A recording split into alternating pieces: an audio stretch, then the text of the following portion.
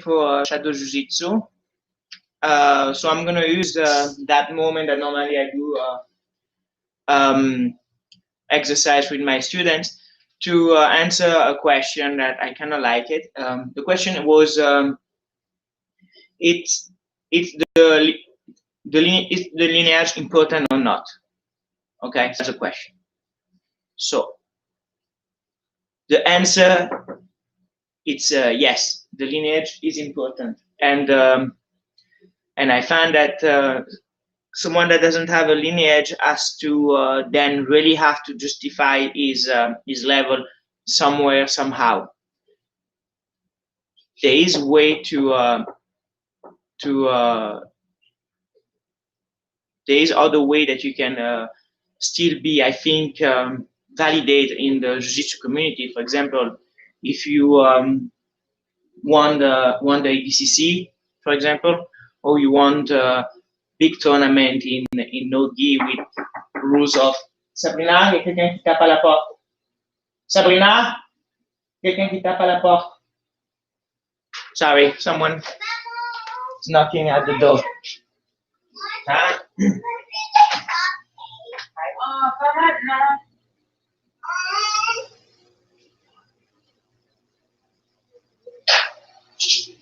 Sabrina, can you? No, I don't worry.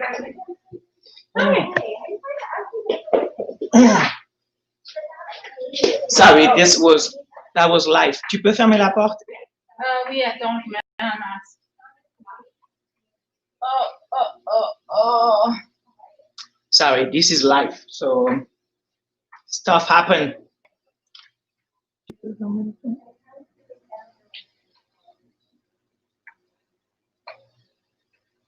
So, yeah. So if you don't have the lineage, I think it's would be unfair to just say, "Oh, this guy is not good." But then you have to find other way to prove your worth. And I think there's other way that you can prove your worth by going in tournament and showing that you're able to beat black belt level and stuff like that. But I found that the lineage, it's already a very good way to prove your worth.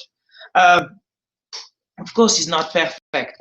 You have to understand that some people got the black belt from a real instructor, but after their black belt, never really work on their jiu-jitsu, or maybe they didn't really study jiu-jitsu, because one thing is to train, one thing is to actually be able to teach. And when you come to teach, it's a little bit different as when you train, because when you teach, you have to be able to know all the position, or the move, or principle of all the position. Like, you have to be able to do the warm guard.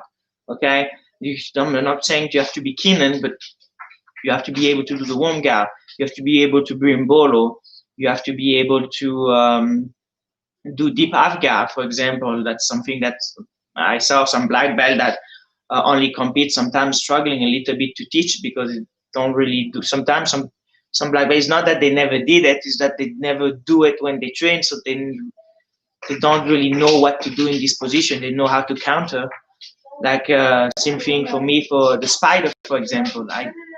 I'm able to teach it, so I learn and I study. But if it was not for the fact that I have to teach it, so I have to learn it, so I have to be some kind of understand principle. If it was for me, I will never really do spider. I never do spider, so I know how to counter spider very good. But because I'm teaching, I started to learn more about spider, watching video, try to understand the principle. And I'm not amazingly good in spider, but I'm able to teach the fundamental of spider for like that. My students, if they want to be good at it, I can guide them. So that's a big difference.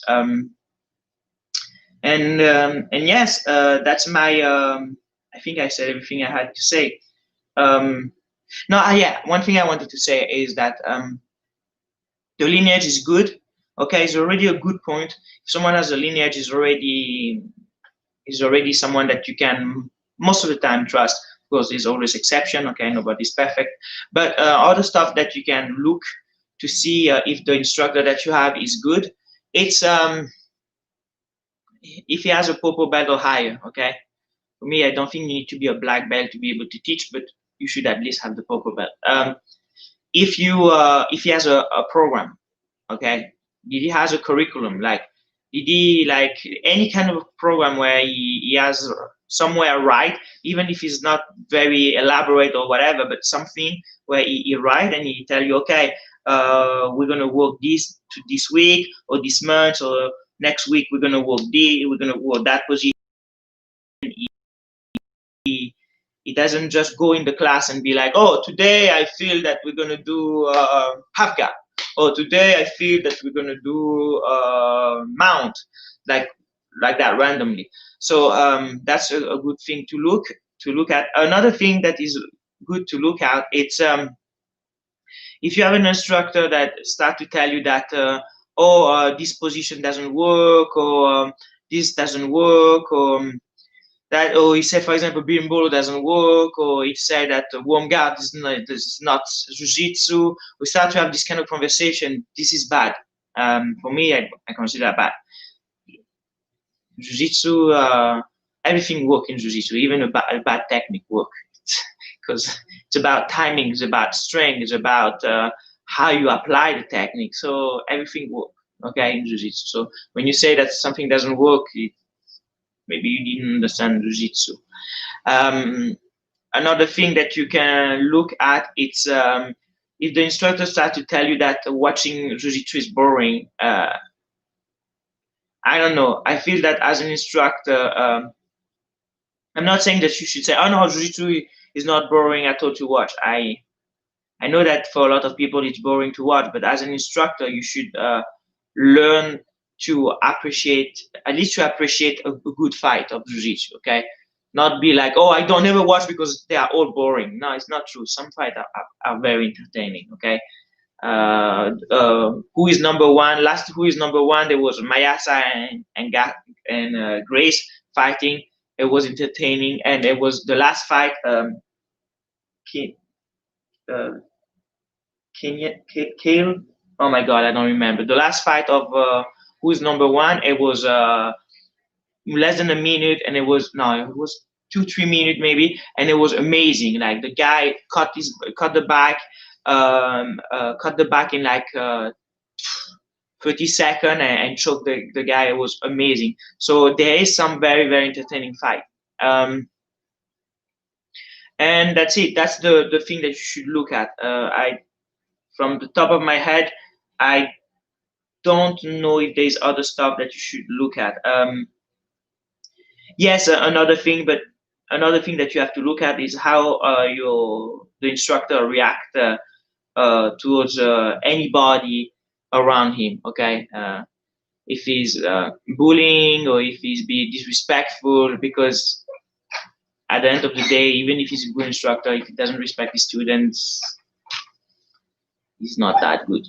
Okay, so that's it. So the short answer about lineage is that yes, I think it's important. 90% of the time, it's a good thing to look at if you go to see an instructor. But of course, sometimes there's other way. Someone can still be amazing in jiu-jitsu and not necessarily have a lineage. Like if you want the ADCC, or if you just podium in the ADCC world, I don't care who you are. You can teach me jiu-jitsu. Okay, so that's it. You have to, yeah. I hope I answered the question, and see you tomorrow. Maybe for shadow jiu-jitsu, or maybe I don't know. I'm gonna do one of my fitness exercises. Nobody come. I'm gonna always find something. At the end of the day, you do jiu-jitsu with the people that are here, and if there's nobody, you should still be able to do jiu-jitsu. Something related to jiu-jitsu, stretching, lifting weight, or doing shadow jiu-jitsu. And that's it. Have a good night, everybody.